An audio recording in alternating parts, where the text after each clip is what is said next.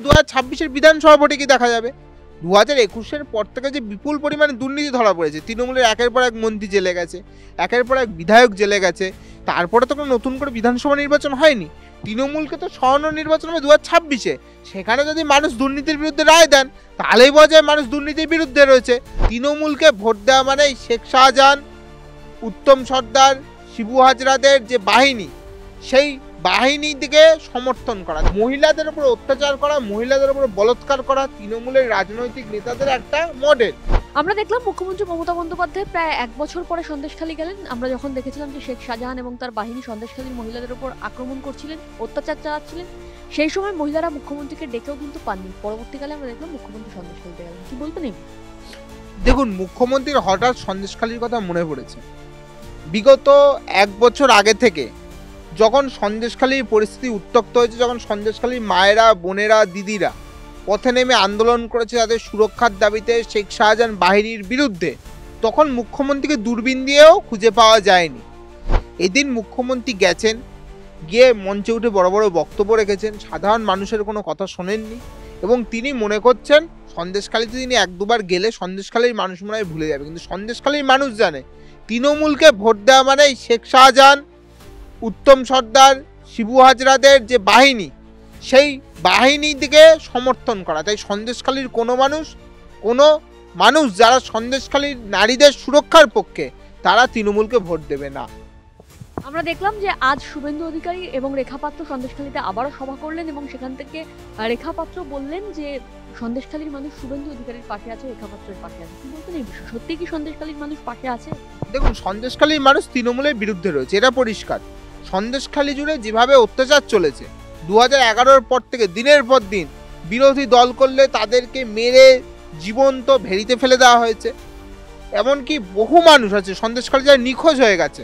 নিখোঁজ হওয়ার অর্থ কি? তাদেরকে খুঁজে পাওয়া যায়নি, তাদেরকে খুন করে, আমরা স্থানীয় সূত্র অনুসারে খবর পেয়েছি, বিভিন্ন জায়গায় খুন করে শাহজাহান বাহিনী ভেড়িতে অবধি ফেলে দিয়েছে। তো এইরকম ঘটনা দিনের পর দিন চলেছে। মহিলাদের উপর অত্যাচার চলেছে, গ্রামের মহিলাদের জোর করে রাতে পার্টি অফিসে নিয়ে যাওয়া হয়েছে। এই অত্যাচার, তার বিরুদ্ধে কিন্তু সন্দেশখালীতে যখন 2024-এর লোকসভারও দেখা গেছে তৃণমূল হেরেছে, সন্দেশখালী বিধানসভায় পিছিয়ে ছিল। তো সেখানে দাঁড়িয়ে এটা তো বলা যায় সন্দেশখালীর মানুষ তো তৃণমূলের সাথে নেই, এটা তো পরিষ্কার জলের মতো। কোথাও গিয়ে কি আমরা যে সন্দেশখালী যে ঘটনাকে সামনে রেখে আমরা দেখেছিলাম যে বিজেপিরা ভোটে লড়তে চেয়েছিলাম, পরবর্তীকালে আমরা দেখলাম বসিরহাট লোকসভা থেকে বিজেপির একেবারে হার।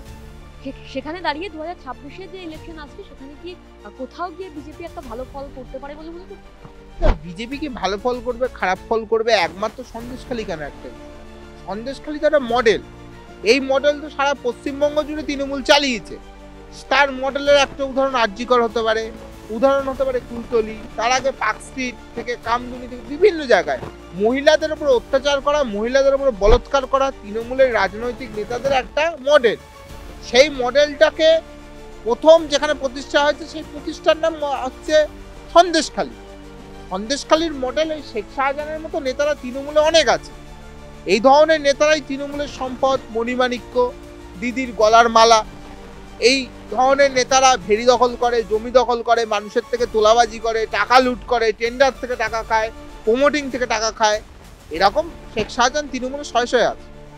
আমরা বারবারই দেখেছি কোথাও না কোথাও নির্বাচনের আগে এবং এমনিও আমরা বিভিন্ন সময় কিন্তু তৃণমূলের বিভিন্ন দুর্নীতির খবর বিভিন্ন কিন্তু তারপরে একটা রাজ্যের ক্ষেত্রে ভালো ফল নিয়ে জয়লাভ করে।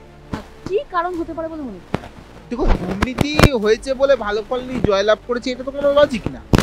দুর্নীতির একটা ইস্যু, সঙ্গে আরো অনেক ইস্যু থাকে। একটা নির্বাচনে একটা ইস্যুর উপরে ভিত্তি করে কোনোদিন হয়নি। যদি কেউ বলে থাকা হয়েছে, সেই মিথ্যা কথা বলছেন বা তিনি জানেন। সেই জায়গায় দাঁড়িয়ে দুর্নীতি ইস্যু হলো কি না হলো, সেটা 2026-এর বিধানসভা ভোটে কি দেখা যাবে।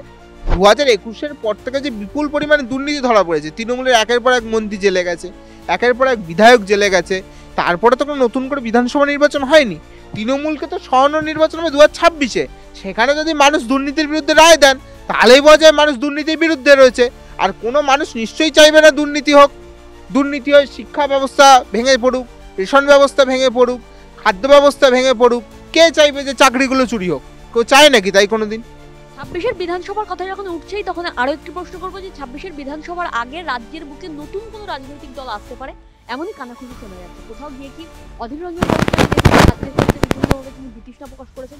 কোথাও গিয়ে কি অধীর রঞ্জন বাবু নিজে আলাদা দল করছেন বলে মনে করছেন? দেখুন, বিভিন্ন সংবাদ মাধ্যমে বিভিন্ন নাম ভাসছে।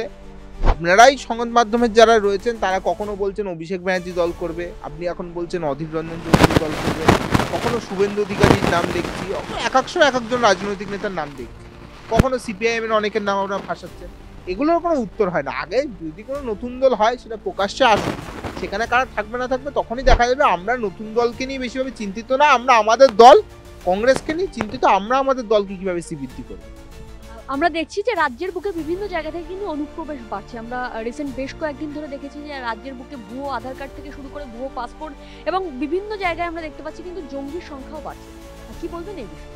না, ভুয়ো রেশন কার্ড, ভুয়ো আধার কার্ড, ভুয়ো জন্ম সার্টিফিকেট একটা হাবে পরিণত হয়েছে পশ্চিমবঙ্গ। কদমগাছি পঞ্চায়েত দিনের পর দিন ভুয়ো জন্ম সার্টিফিকেট দিয়েছে এবং এই ভুয়ো সার্টিফিকেটকে সামনে রেখে ভুয়ো প্যান কার্ড, ভুয়ো ভোটার কার্ড, ভুয়ো আধার কার্ড তৈরি হচ্ছে এবং ভুয়ো ভোটার তৈরি হচ্ছে। এই ভুয়ো ভোটাররা তৃণমূলকে ভোট দিচ্ছে, তৃণমূলের হয়ে ছাপ্পা মারছে। মালদায় এক পঞ্চায়েতের প্রধান পাওয়া গেছে তৃণমূলের, তিনি ভারতেরও নাগরিক, আবার তিনি বাংলাদেশেরও নাগরিক। বাংলাদেশে তার নাম আলাদা সেই মহিলার, ভারতে আবার তার নাম আলাদা। বাংলাদেশে তার বাবার নাম এক, ভারতে তার বাবার নাম এক। তাহলে এই ধরনের অনুপ্রবেশকারী যার নাম পরিবর্তন করে পশ্চিমবঙ্গে এসে আশ্রয় নিয়েছে, তাদের নিশ্চয়ই কোনো না কোনো অপরাধমূলক ষড়যন্ত্র করার ইচ্ছা আছে বলে এই ধরনের ঘটনা ঘটছে। তাদেরকে যদি তৃণমূল পঞ্চায়েতের প্রধান বানায় তাহলে বুঝে নিন পশ্চিমবঙ্গে এই অবৈধ অনুপ্রবেশকারীদের সঙ্গে কারা মিলেমিশে সংসার করছে।